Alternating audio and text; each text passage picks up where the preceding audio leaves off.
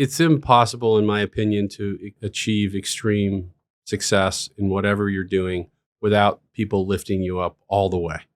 And that's been the cornerstone of our success, is that we've had people that have, gone out of their way to help us when they didn't have to. And so you try to pay that back.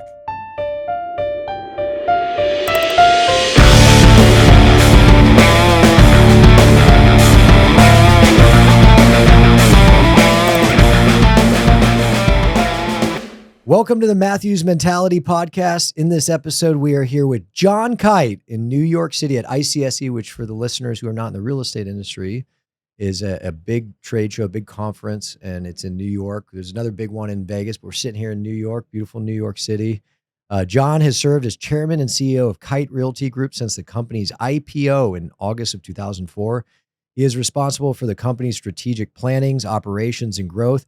Kite Realty Group has currently has 170, this more than even I remember, 179 operating properties, over 30 million square feet, and an enterprise value of $8.7 billion. With a B. With a B, that Dr. Evil, $8.7 billion. John, welcome to the podcast. Kyle, thanks for having me. What, I mean, you've probably been coming to this show for a minute, right? Yeah, a long time. I don't even think I want to answer that because it's going to age me, but I definitely been coming for a long time. Day-to-day life of a public CEO. What's it like? It's no different than what you're doing or anybody else is doing. We're all busy. It's fun. Sometimes it's grinding. But it's always something new. I mean, I think when, we got a great team. We focus a lot in our organization about collectively working the whole company together to get to the same goal.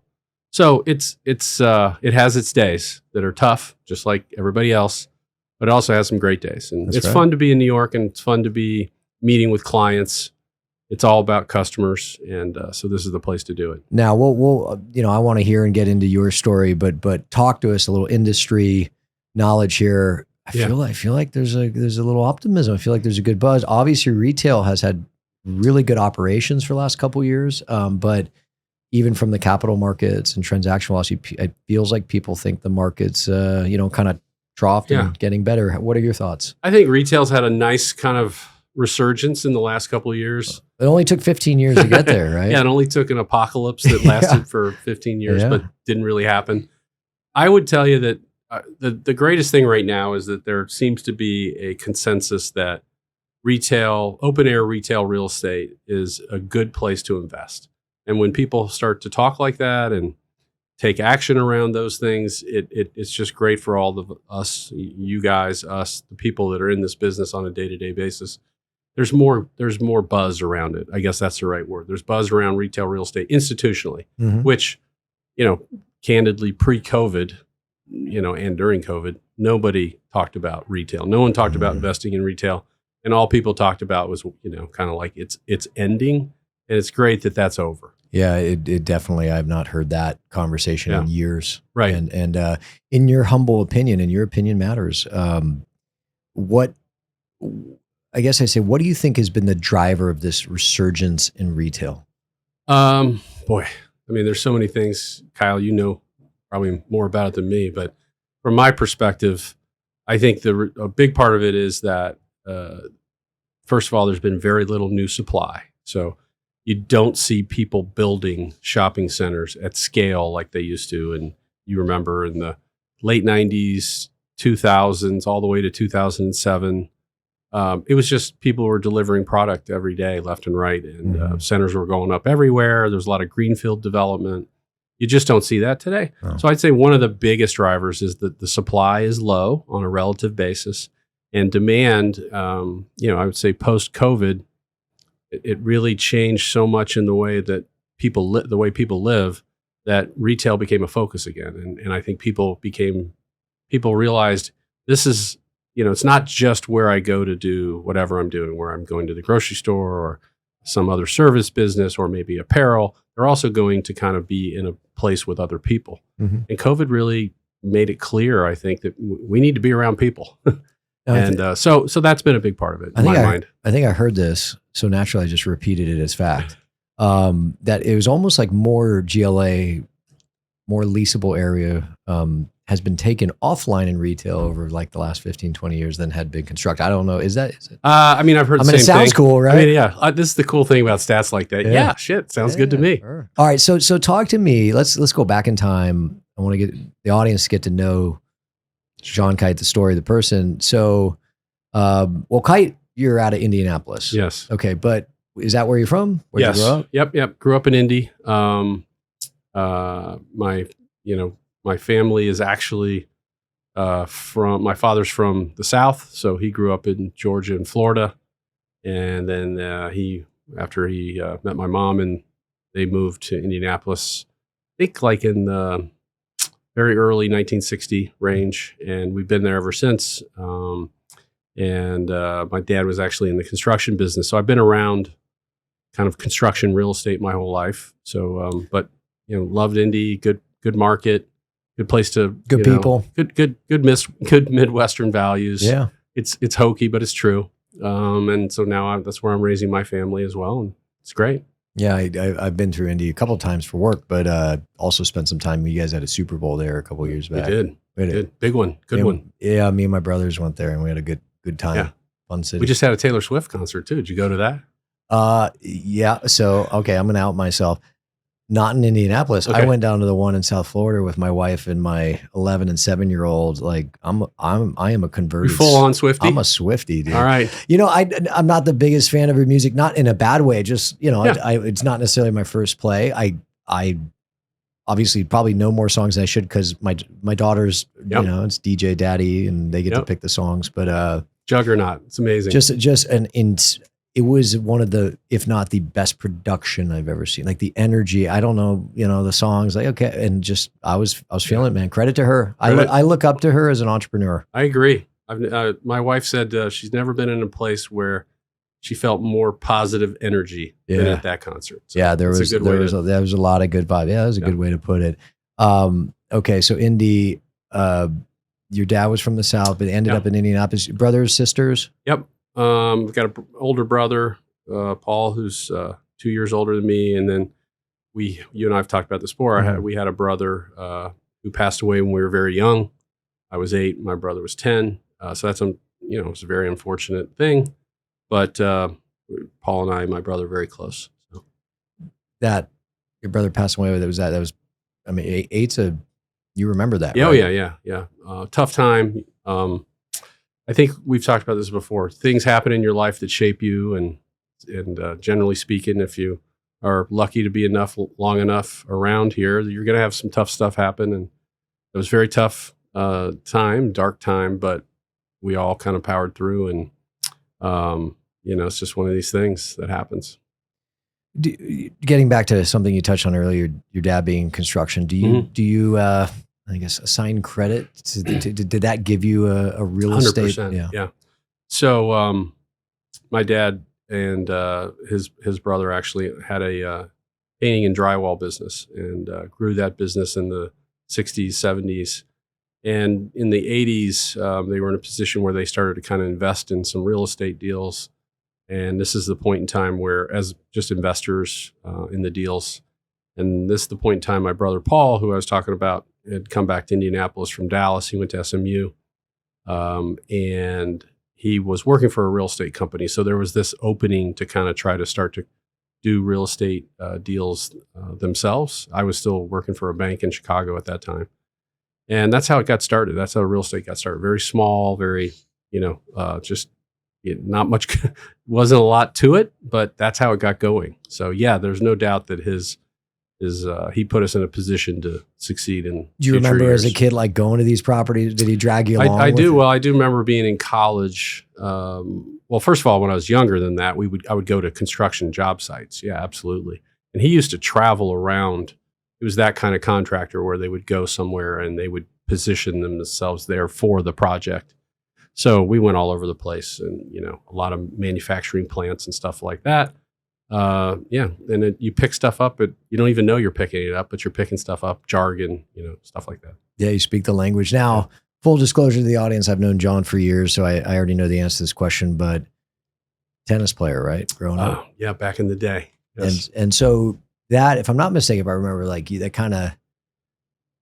that ultimately had enough to some degree played into your decision of college. Is that? Yeah. Yeah. So tennis for me when growing up was, as I mentioned, when my brother passed away, was one of these things where everything in your life changes. And we, at that point, were very traditional sports kids, football, baseball, stuff like that. And we didn't play tennis. And when this happened, we were I think my parents were looking for something completely different. Somehow we found tennis. Both my brother and I played. I played very competitively and played, all over the country in tournaments as a kid, and ended up going to college at DePauw and playing there. And it was really at that point, I felt like I thought, look, there's only so far I can go with this. Might as well get the best education out of the whole process. Mm-hmm. And that's why we decided to go there, and it was great. When you went to school, was it in addition to tennis from a studying and academic pursuit? Did you choose a major or focus that you? Let me back up. Did you kind of know you wanted to eventually, outside of tennis, end up in the real estate industry? Nah, not really, because at that point, our family business was very much construction. Yeah, okay. And it was interesting, but it wasn't something that I really wanted to do. At least I didn't think I did. And so at school, tennis was a big part of it, but learning how to be competitive, and that was all part of life. You just grew up being competitive. And then I got to the point where I realized, okay, what's next? And so I decided to study econ. So that's what I was going to ask. Yeah. So ultimately, economics, that was your focus. I was an econ major, which led me to this opportunity to get a job at a bank, which, all these things, these little sliding doors in your life, which ones you go through. Like a Visio diagram. And so how were you as a student? Not great. No? That's why we go into real estate. Yeah, not great. I was, I think I started off pretty poorly, but the only good thing is year after year, maybe slightly better. I think they say it's not how you start, it's how you finish. Yes. Yeah. That's why guys like us say that. Yeah. It just wasn't my primary focus. I was much more focused on, competition and tennis and everything else and social stuff. And then by the time I got to college, I did start to recognize towards the end of college, junior year, senior year, that I needed to turn things around. And I think I was able to just barely turn them around enough to be in a position to get a job at a bank. So that was great. Now nowadays, you're a polished public CEO. Would your professor in college have seen that in the young John Kite? It's a great question. Maybe one or two. Yeah, maybe one or two. So was it I depending? had a couple that I remember that were important to me in terms of encouraging me despite, past performance. So if someone's listening and they're in college, and look, it's always give your best effort and strive to be number one, but you're saying the door may not be closed on them to run a big company one day. Yeah, I'm saying you have a chance. Everybody's got a chance. I usually ask this at the end, but I'm gonna use the window. Is like, what do you think? Fast forward in terms of success you've experienced. Like, what in your opinion, what is the driver for you that you think led you to having opportunities continue to present themselves? I think just like you guys in your business, you have to fail so often just to get to that one win. And once you realize that, this is just my 2 cents. You once you realize that you're gonna fail more than you're going to succeed, kind of at almost anything that you do, then you begin to realize that's just fuel, and you need to treat that failure as fuel to the fire. And I think it's perseverance is another way of saying it. Just being able to get up when you get knocked down, all those old cheesy sayings, and keep going and keep fighting, and never, you try your best to not accept defeat. Like, it's going to happen, but then you come back. I just never give up. Just keep moving forward, keep getting off the mat. Yeah. And I think you got to have a little bit of chip on your shoulder. You have to have the desire to prove yourself. What, if you're willing, what would you say your chip has been historically? Well, I think for us it's where we started to where we are. And you mentioned it, but we started off as a tiny little business, and even when I joined the business in like 89, 90, you're talking about an extremely small, undercapitalized small company that's grown to be a pretty reasonable sized business. And it's all determination and people saying you can't do it. I think for us, it's always been as a team, when people tell us you can't do it, that can't be done, that's just like music. And yeah, the doubters, you hear it all the time in the sports world. It's like the Kansas City Chiefs won the Super Bowl last year, and I kind of laughed. I remember this. Like, they were the number one odds going into the season that they were going to win the Super Bowl, and they win the Super Bowl, and they're interviewing the players. The players like, everybody doubted us. No one thought we could do it. It's like, well, hold on. Everyone thought you could do it. Right. Nobody doubted you. But right? they needed that. But that's that what psychology. competitors and champions and people who find success. It's not the only thing. They seem to create this narrative. Yeah, right? It's also the people that you surround yourself with. For sure. I think it's super important.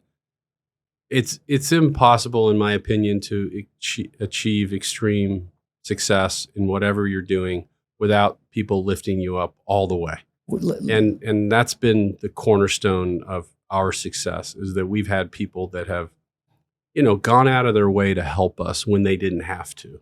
And so you try to pay that back. Is that something you look for in your teammates you hire at Kite? And is part, let me ask this question two ways. Do you look for that? Do you look for a chip in them? And then also, what do you look for when you're hiring? I think when you have an organization of reasonable size, although, we're not that big, right? So you mentioned the stats, we have almost a couple hundred properties, and it's a, $8 billion enterprise value. But when it gets right down to it, we have around 250 people. So it's a pretty small group of people, enough to the point that you can really try to still have this collective energy. Mm-hmm. And so the answer is, yeah, when we hire people, we're hoping that we're bringing on people that want to collaborate and want other people to succeed around them, not just themselves. But you have to have your own self-fulfillment. So, yeah, I think as long as we're trying to find people that have this bigger objective, and then also it's great when you have teammates that also believe, hey, no, people counted me out. Yeah. So I appreciate the fact that you brought me in. Let's go, they have gratitude for the opportunity and believing in them. Right. So let's talk about kind of the path to growing this really big platform from, humble beginnings, if I may. You graduate college and you start at a bank, not in real estate. Not in real estate, no. Commercial lending. Tell us about that experience. Well, again, I was lucky to get hired. I got hired by Harris Bank in Chicago, which is now part of Bank of Montreal, bought by BMO. But when I was there, it was Harris Bank, Harris Trust and Savings Bank. This is in 1987. I have to think back, yes. And put myself in the position where I was able to get these interviews and hit it off with the right people. And they absolutely took a chance on me, because I think there were others that probably on paper maybe would have made more sense for a commercial banking job. But with my background and, competitiveness and the way we went about, dynamic interviewer. I think in that particular one, yes. And then I think I told you this, but the person who I'm not, this guy, his name is Brad Chapin, and maybe he'll listen, who came to campus to interview. He interviewed me. He was a great guy. We hit it off. And I happened to see him that same night. This is a funny story, I guess. This is a small campus, and there's a couple bars, and he's there. Uh-oh. And so you got him drunk? Well, we definitely had a couple beers. Hey, it's a strategy. But I went up to him, and I think that was it. I mean, at the end of the day, most people would have been afraid to do that, and other friends of mine were, because they had the same interview and were there with me. But I'm just going to go talk to the guy. So I did, and we hit it off, and obviously it helped me. Was going to a bank something that you had kind of identified as a career path for? Well, I think it was a little bit of a stretch for me, in the sense that my other opportunities were much more sales driven. I had a couple other offers. You missed your calling as a real estate broker. I know. Well, I did do that in the very early stages. I definitely did some brokerage, but so it was a stretch for me, and I had to work hard to succeed at it. And other people had a better, had come from finance backgrounds. I was econ, which is more general.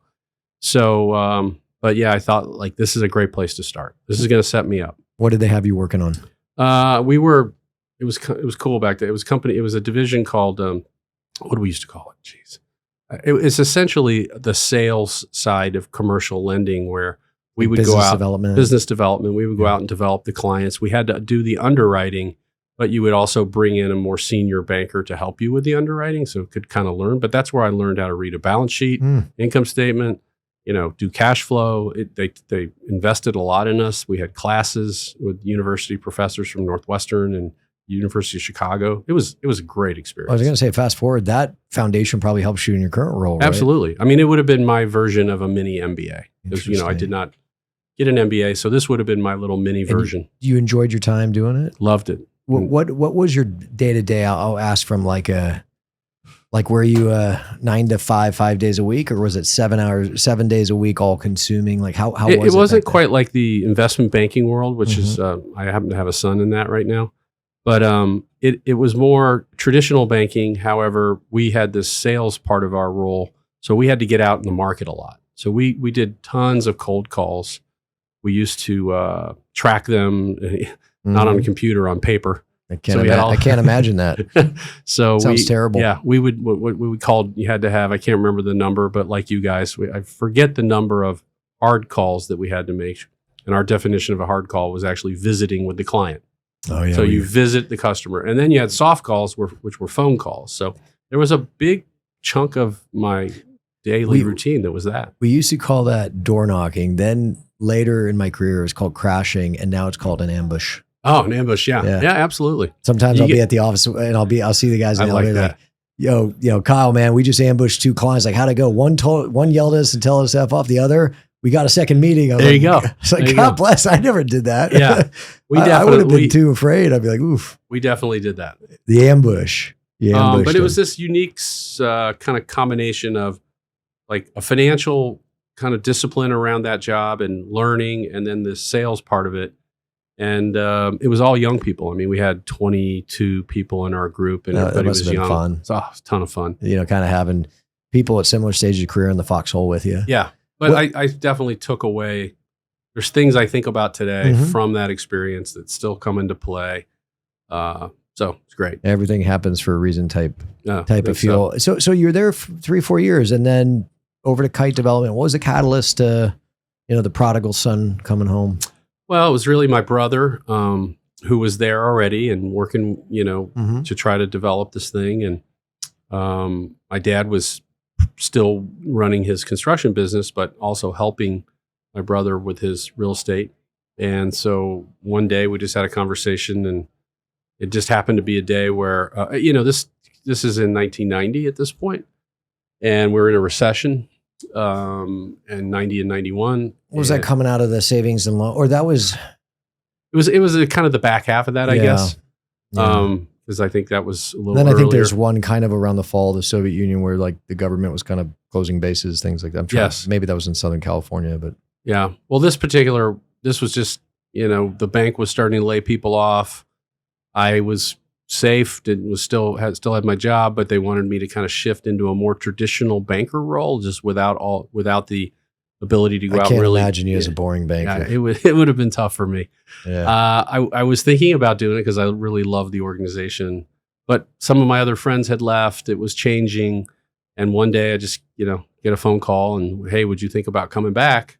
And it was just timing. I mean, a lot of this is timing, and so I said sure. And I just kind of started over. I mean, I left from being this banker and I went back to Indianapolis, and next thing I know, I'm just in there cold calling retail. I mean, that's how I started. I was cold calling. Yeah. So what'd you do at that time? Yeah, what was the title? The company had one shopping center and it had one office building that they had acquired in these partnerships that they were now managing, my brother and my dad. And so I got involved, and I started off, I thought I was going to do finance because, that was my background, but I quickly learned there wasn't a lot to finance and go lease some space. So I started learning how to lease, and I had never done that before. I hadn't really no real estate experience. And that was literally went to cold calling and doing all that good stuff and started learning the business. It's amazing what you can do with a cold call, right? Yeah. I think it's where everything starts. I agree. It's where everything starts, and we can't ever stop doing it. No, never. You hear that? Brokers out there? It never stops. So how long were you in that role? And what came next? I was in that role for a little while, and then probably a year, and then we started getting a little success and had a couple of things, and then I started getting more involved as more of like a partner and getting involved in the financing, and we had to go out and raise money and get bank loans and all that. So I did use my skill set at that point a little bit.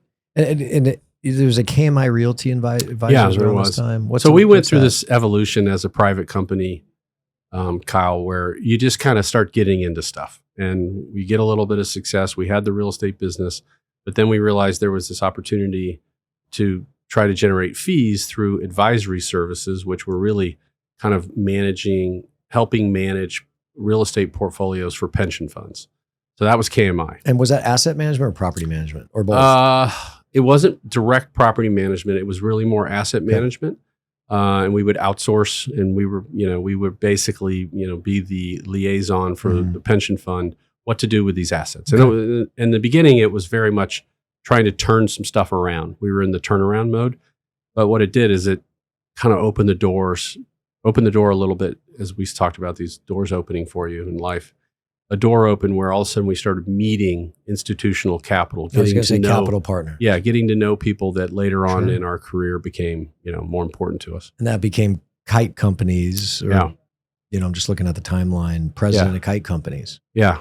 And was the business like kind of growing linearly at the time, or was there an acceleration at a certain point? Like where you guys really turned up the volume? Yeah, I would say that after we got this advisory business going, it started to accelerate. And then we got ourselves in a position where retail became a bigger part of our world. Mm-hmm. And we were doing build-to-suit transactions for guys like Lowe's Home Improvement and Walgreens and Staples. So one thing leads to another. There was no master plan.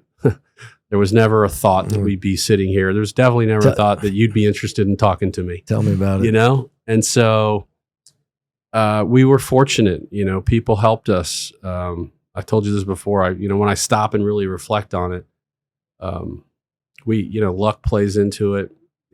But I think we were pretty decent partners and people were willing to help us. And, that's what happened. Were there a couple key hires along the way that you felt like, obviously I'm sure you're working hard, but you touched on earlier, you can't do this without great teammates. Were there a couple key hires that you feel like really were game changers for you? Yeah, I think as I said, I started fully doing this in 1990.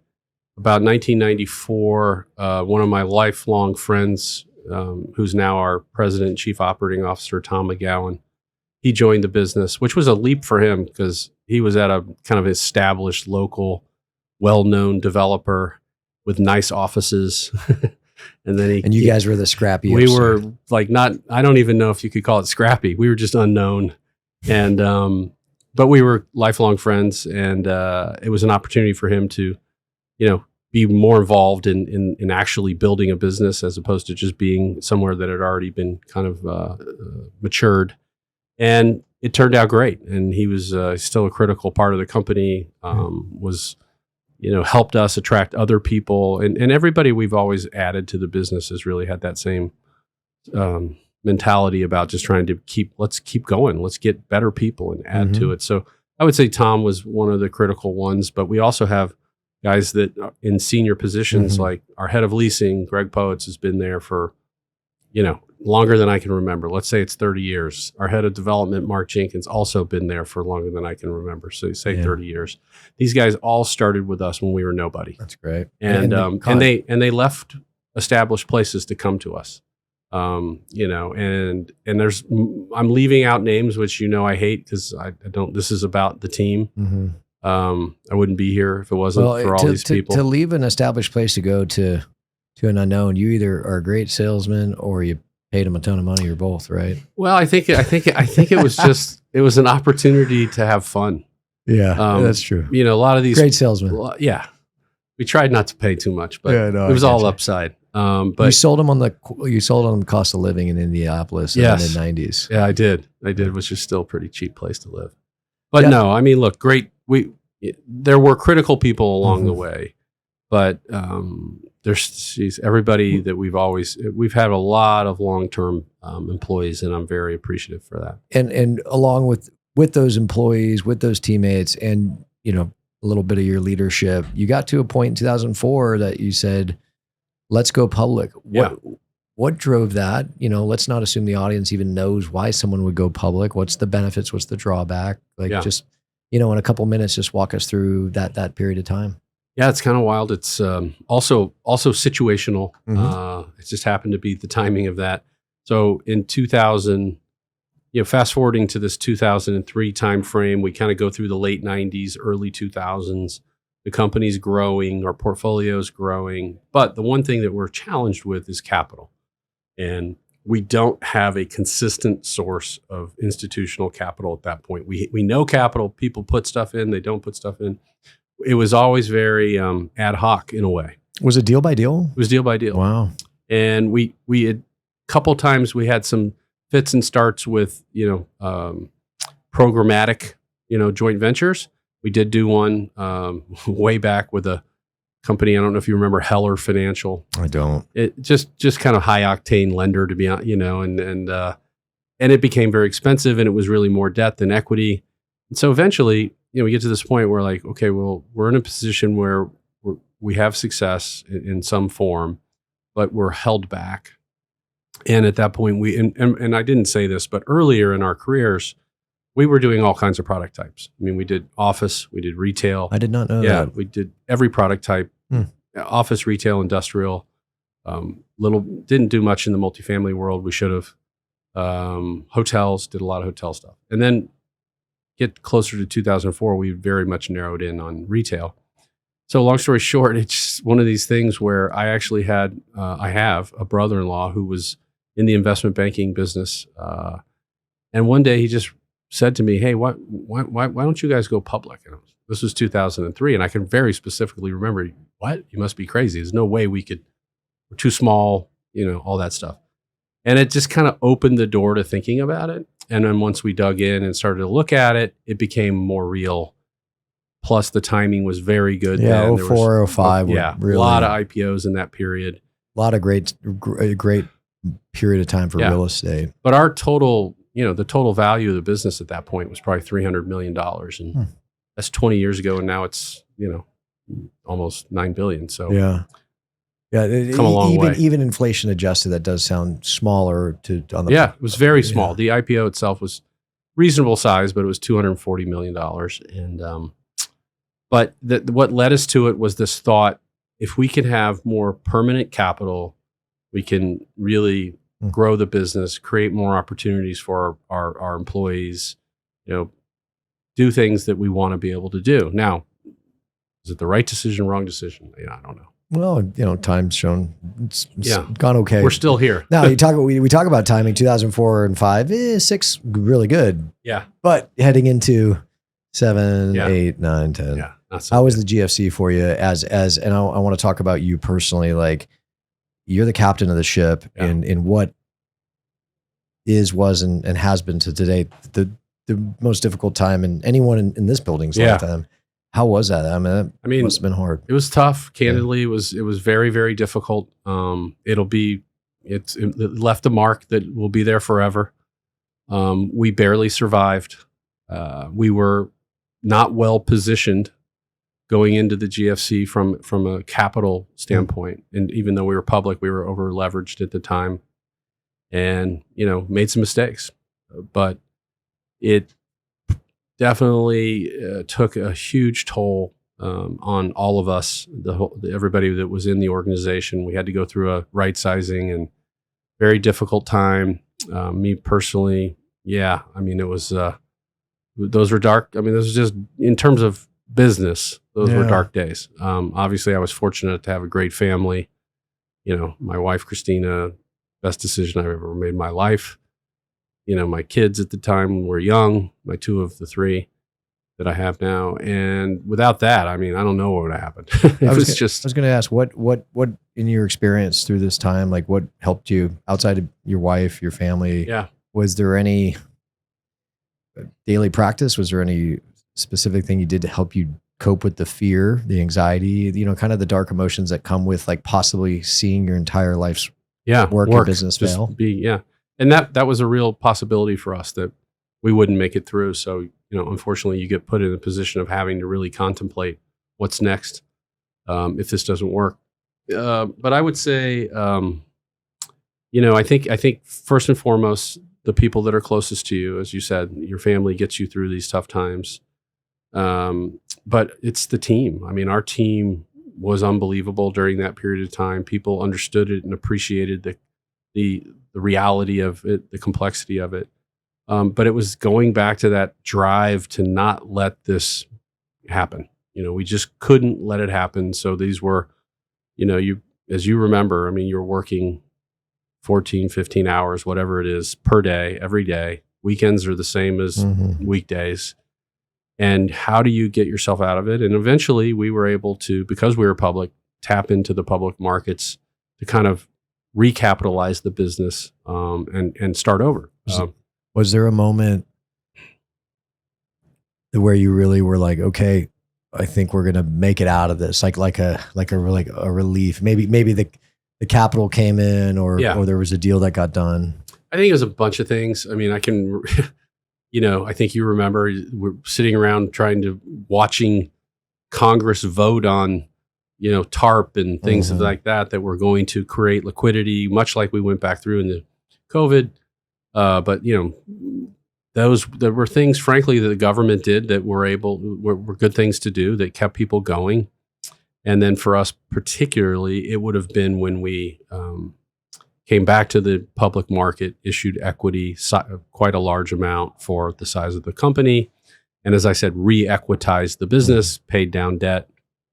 And we knew at that point, we may not like it. We may not like the price. We may not like the impact of it, but we're going to live to fight another day. But you like being in business. Yeah. And, we've got people that depend on us, families that depend on us. We're never just going to fold up. Never. What year was that? 2004. No, I'm sorry. Yeah, I was like, 2000. That was when we went public. 2009. I was like, wow, 2004 was a busy year for you. Yeah, 2009. Yeah. So 2009, over the next couple of years, it's just slowly kind of coming out of it. Maybe every day by 1/100 of a degree getting better. Yeah. Now I'm sitting here thinking, was that 08 or 09? It was either late 08 or 09. But anyway. What do they call it? Suppressed trauma? Or it something? Is suppressed trauma. Right? Yeah, there's no question. You need to see somebody. It's definitely not on my calendar. Okay. Yeah. It's not an anniversary. It's not on my calendar. Talk to us about a big moment. I was active in the business. When the Inland deal went down, was that like a big moment? I think it was 2015. Yeah, that was 2014. 2015. Yeah, I think when we bought Inland Diversified, it was 2014. It was a big moment because it was all part of this rebirth of the business that, we survived 08, 09. We kind of did some other things to get better, 10, 11, 12. Come to 2014, this opportunity comes around to look at potentially buying this business. And we do, and it doubles the size of our company in this M&A transaction. And it put us on another plane, another level. And it was great. I mean, again, in the darkest days, you never imagined that you'd have opportunities. And that's probably the lesson. Dark days are dark, but there's opportunities ahead. And if you do this long enough, fight your way through it, and there'll be great stuff that comes out on the other end. And that was the beginning of that for us. Yeah, I would tell the agents, I said, listen, and using the year, it could be 2004, it could be 2021. I said, you're not, I'm sorry to tell you, you're not as good as you thought you were in 2021. But I'm also happy to tell you you're not as bad as you thought you were in 2023, right? Yeah, right. I said, the truth's probably in the middle. Yeah. I said, but just keep plugging ahead. You'll be all right. And so I remember the Inland deal, and then fast forward, COVID hits. Mm-hmm. Did you get kind of GFC feelings around that time? Like dark, like, oh my gosh, like, yeah. Because, unless it was, I think they called it, was essential business or like, what was it like? Yeah, essential retail. Essential retail. Yeah. But like the government was kind of just saying what could stay open, what couldn't. But there had to have been a quarter there. I can't remember off the top of my head. It's like if there was an earnings call where, a significant chunk of your rent wasn't like paid. Right. That must have been pretty wild. It was. It's great. It's not great, but it's great to think back how you react in these challenging situations. And thinking back to that particular period, ironically, I had been to the Super Bowl that year, to that February 2019. Is that right? February 2019, because COVID was March of 20, right? Yeah. Are my dates right? I think they're right. Well, so sorry, you went to the Super Bowl in February of 20. So this is right before COVID. Right before COVID. Where was that it? was January or February. Yeah, I can't remember. Where was Miami. it? Okay. And the only reason I bring that up is that people were talking about it, and it was it was happening.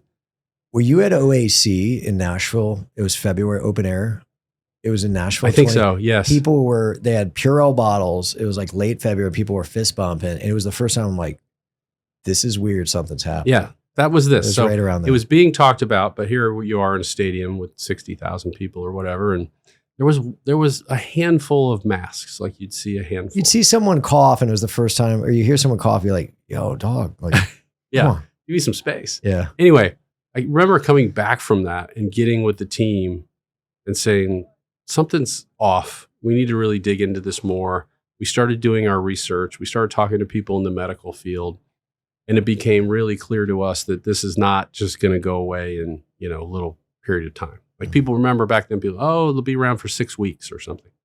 So this 2 weeks to slow the spread. Man. Yeah. So bottom line is we hunkered down right then. We started to do a daily meeting. I still remember it very clearly. Every morning we'd meet at 10 a.m. and a lot of people, multiple people in the company would get together and meet, and we would go through all of our collections. So it was all about how we're collecting. And every day that would go by, it would get worse and worse. But the good thing is we jumped on it early, and we had a system, and we talked to our customers, and we worked with our customers, and we did the best we could do. But we also said, look, we have obligations, right? We can't just not get paid because we have to pay people. So it worked out really, I think, better than most. And we collected, when you fast forward, our collections were some of the highest in the shopping center space. And I really think it's because we jumped on it early and we had a plan. So you kind of approached it, these are my own words, like instead of a landlord, lessor lessee, landlord tenant, like top down, it was more of it's like a business partnership. Yeah, we're partners. Yeah. And we got to work together, and it's not binary. Like there's more than one outcome here. Is that also a philosophy you apply to like kind of, people management? We try to. Yeah. I mean, we try to. Sometimes you got to say, no, you got to do this because I told you. But generally. Yeah. I mean, I think we try to be as good as we can be, but it's a tough business, and there's days where it is what it is. But going back to that period, I think, it started to feel like, oh my God, here we go again. How could it possibly be happening to us again? These events are supposed to be spread way out. 08, you had 08, 09, and then here we are. It's not even 20 years later, and it's happening again. Mm-hmm. But pretty quickly, I think we figured out this is different. Mm-hmm. And then it turns out to be a very good thing for our business, and that people begin to appreciate how important shopping centers are in their life, how important they are in their communities, and it actually ends up, being the renaissance, I think, of our business. And printing $7 trillion also helps. Yeah, it does. I forgot to mention all the free money. The stimmy checks, buy some shoes, baby. How are things going today? What does the future look like? Where's Kite Realty heading? Things are good. I think as you started off, the business is strong. We're positioned pretty well. You mentioned our portfolio. It's pretty weighted in the Sun Belt. So we're kind of in the markets that I think are growing the fastest. Our customers are doing well, and I think the business is stable. The company is stronger than it's ever been. We have one of the lowest debt to EBITDAs in our space, which means we have one of the strongest balance sheets in our space. And we're now the 5th largest, I think, plus or minus, open air shopping center REIT. Again, starting from the very bottom. So that's nice. And we'll see. I think, it's gone well for a while. So I think we have to be thinking what could happen, what shoe could drop, be prepared. We talk about that a lot internally, always being ready for whatever outcome. Mm-hmm. And we'll fight whatever fight. We just want to see it in front of us. So, but it does feel good right now. I think the business is good. So number 5, how do we get to number 1? What's that? Oh, number 1. Yeah. What'd you say in like GLA or something? It's just enterprise value, I think. Okay. How do we get, who's GLA. number 1 right now? Size-wise would be Kimco, I think. Dude, you can't let Connor and Ross get that. Come on. Such nice people. Those come chumps. on. There's a lot of great people in this business. A lot of smart people. You're only saying that because we're being recorded. Yeah, man. yeah. As soon as these cameras, we turn love to off, compete. I'm about to hear the real story. We love to compete. Man, after we get off this, I'm gonna tell you what Connor said about you yesterday. Okay, good. All right, I did see him yesterday. Yeah, and Ross even worse. But Yeah. anyway, As long as it wasn't our friend Don. No, trash talking me. Don's just he's just a bad guy. It is what it is. But it's okay. He's our bad guy. So to continue to grow, right? Yeah, look, I mean, I don't think we're driven off of size as much as we are trying to, it sounds, again, a little hokey, but let's have the best quality shopping center portfolio that we can possibly have. Let's drive growth. I want to try to, that's the biggest thing we want to do is figure out how to get more growth out of these assets. Obviously there's always a push-pull with the retailer and the landlord. Mm-hmm. And you can't just, these are our customers. So there's this balance that you have to live. But I think when you look at the occupancy cost of our space, it's very low. Yeah. There's real opportunity to continue to drive. Yeah. And the push-pull is better now because, for a while there, landlords, you guys didn't have a ton of leverage, right? Right. And it was like, whatever you want, okay, here you go. But now it's more balanced. So I've definitely noticed that. I think it's a fair balance right now. All right. I know of all people, you do not like to talk about yourself, but I got to put you on the hot seat. All right. All right. Go ahead. You've been doing this a long time. Like, how much more gas in the tank? Like, what does the future look like for John Kite? Ironically, I'm sitting there. Look, I can see our sign from your little booth right here. Yeah, I walked by you in a meeting earlier. I was. So I'm looking at that, going, you know what? That's a nice sign. We got a lot of drive. We have a lot of people. You keep saying we. I want you. Yeah, we have a lot of drive. I have a lot of drive because of the people that are around me. There you go. You should run for office. And I think that is what makes it fun. We come into the office. It's fun to be around the people that we have on our team.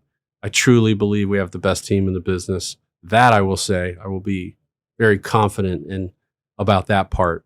Talking about my team, they're the best. I mean, we have the best people. They are the hardest workers that I've seen.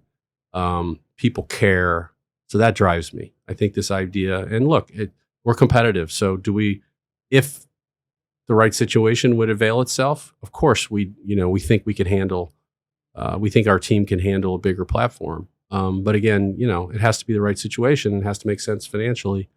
But we are very active right now and looking at stuff and looking at opportunities, one-off deals. Things are starting to happen. As you know, the market has gotten a little more liquid. I think as long as the financial kind of stability, I'm less focused on where interest rates are at a particular point in time versus the stability that underlines that.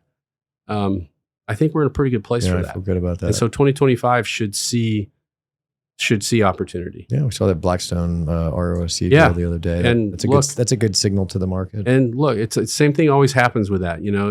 Everybody says maybe a deal will happen, maybe it won't. And then the next thing you know, Bang. A very smart institutional investor says this company's worth 30% more than where it's been trading. That's the interesting part of this business. Good day for retail. How would you, whenever that day comes, is far out, when you hang up your cleats, so to speak, how would you like to, be described? Like, hey, what was John like? What was your legacy? How do you want to be remembered in that sense?